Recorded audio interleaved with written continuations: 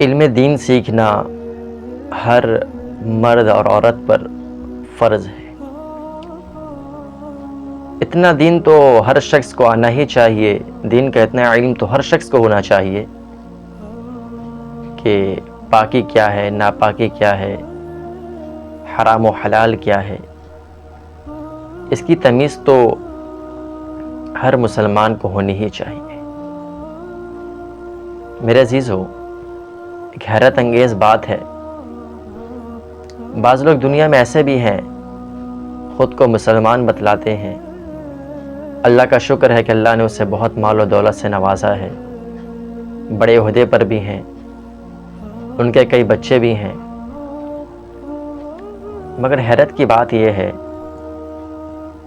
آج تک اسے پتہ نہیں چلا کہ غسل کب فرض ہوتا ہے، غسل کے فرائض کیا ہیں، وضو کے فرائض کیا ہیں، نماز کے فرائض کیا ہیں، وضو کی سنتیں کیا ہیں، کچھ نہیں پتہ۔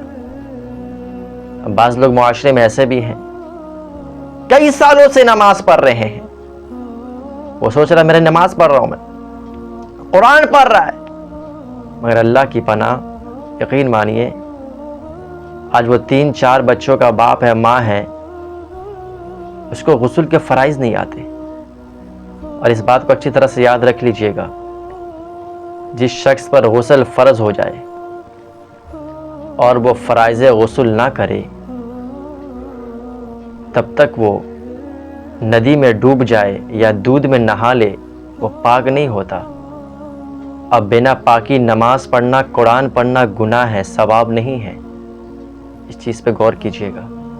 اس لیے زندگی بھر سجدہ کرتے رہو، زندگی بھر قرآن پڑھتے رہو، تمہیں گناہ ہوگا، ثواب نہیں ہوگا، کیونکہ تمہیں پتہ ہی نہیں کہ پاکی کیا ہے، ناپاکی کیا ہے۔ اسی لیے دین کا علم سیکھیے، علماء سے رابطہ کیجئے، ورنہ اسی طرح زندگی گزر جائے گی، نماز پڑھتے رہو گے، قرآن پڑھتے رہو گے، گناہ کماؤ گے، ثواب نہیں کماؤ گے، کیونکہ تمہارا بدن ہی پاک نہیں، تمہیں وضو ہی نہیں کرنا آتا صحیح سے۔ دین سیکھیے میرے عزیزوں۔